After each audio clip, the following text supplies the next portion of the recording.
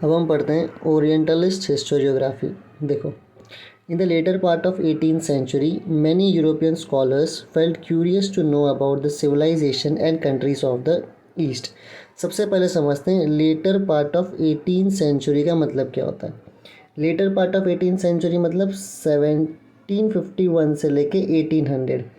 तो जो time period है 1751 से लेके 1800, इसमें बहुत सारे यूरोपियन के जो स्कॉलर्स थे, जो हिस्टोरियंस थे, उनके मन में क्यूरियोसिटी आई, मतलब एक जिज्ञासा आया किसके बारे में जानने का, ईस्ट के कंट्रीज़ का।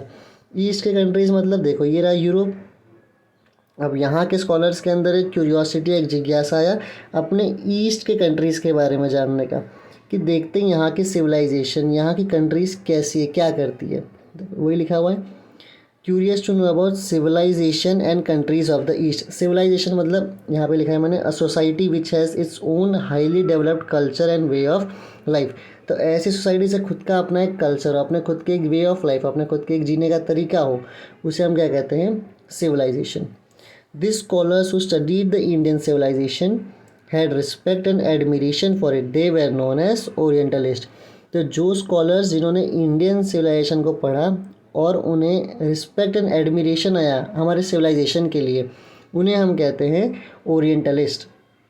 तो रिस्पेक्ट तो ये मालूम है, और एडमिरेशन का मतलब क्या होता है, देखो, a feeling of liking and respecting somebody something with very much. तो एडमिरेशन मतलब क्या है, लाइक करना। एडमिरेशन क्या होता है, लाइक करना। तो देखो क्या हम पढ़ रहे हैं कि यूरोप के जो कुछ स्कॉलर्स थे, उनको मन किया कि यार ईस्ट के बारे में अपन पढ़ाई करते हैं, देखते हैं ईस्ट में क्या, उनके अंदर क्यूरियोसिटी था। उनमें से कुछ स्कॉलर्स को रिस्पेक्ट और एडमिरेशन रहा, मतलब उन्होंने रिस्पेक्ट किया और लाइक किया इंडियन सिविलाइजेशन को। इन्हीं लोगों को हम कहते हैं ओरिएंटलिस्ट। इन्हें हम क्या कहते हैं, ओरिएंटलिस्ट। देखो अब ये लोग जब यहाँ पे आए तो ये लोग क्या पढ़ाई कर रहे हैं, they studied similarities between Sanskrit and some of the European languages. तो इन्होंने क्या देखना शुरू किया कि देखते हैं संस्कृत में और यूरोपियन लैंग्वेजेस में, दोनों में सिमिलर चीज़ क्या है। सिमिलर मतलब सेम चीज़ क्या है, क्योंकि ये लोग यूरोप में थे तो ये लोग कौन सा, यूरोपियन लैंग्वेज, और इंडिया में कौन सी लैंग्वेज है, संस्कृत। तो इंडियन संस्कृत लैंग्वेज और यूरोपियन लैंग्वेज दोनों में सिमिलरिटी क्या है, क्या दोनों में कोई चीज़ कॉमन है या नहीं, ये लोगों ने पढ़ना शुरू किया। इन लोग ने और फोकस किस पे किया, फोकसिंग मोर ऑन वैदिक ट्रेडिशन एंड संस्कृत लिटरेचर। तो इन्होंने 3 काम किया। सबसे पहले इन लोग ने देखा कि यूरोपियन लैंग्वेज जो उनकी भाषा है और हमारा संस्कृत, दोनों में सिमिलर चीज़ क्या है।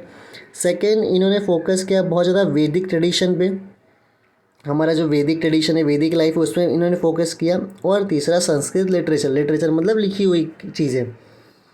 इसका रिजल्ट क्या निकला, it resulted in the notion, notion का मतलब होता है idea, it resulted in the notion that an ancient language could be the mother of all Indo European language. तो ये बोल रहा है कि जितने भी इंडो यूरोपियन लैंग्वेज है, जो भारतीय और यूरोपियन लैंग्वेज है, इनके कोई ना कोई एक कॉमन एंशंट लैंग्वेज होगा। तो it resulted in the notion, notion या फिर idea, that an ancient language could be the mother of all Indo European language, की कोई एक भाषा होगा जिससे सारे इंडो यूरोपियन भाषा निकल के आया होगा। ठीक है, इसलिए कहते हैं could be the mother of all Indo European language. अब कुछ ओरिएंटलिस्ट स्कॉलर कौन थे, notable orientalist scholars are Friedrich Max Muller and William Jones. तो आई होप बहुत ही सिंपल सा आंसर ये क्लियर होगा।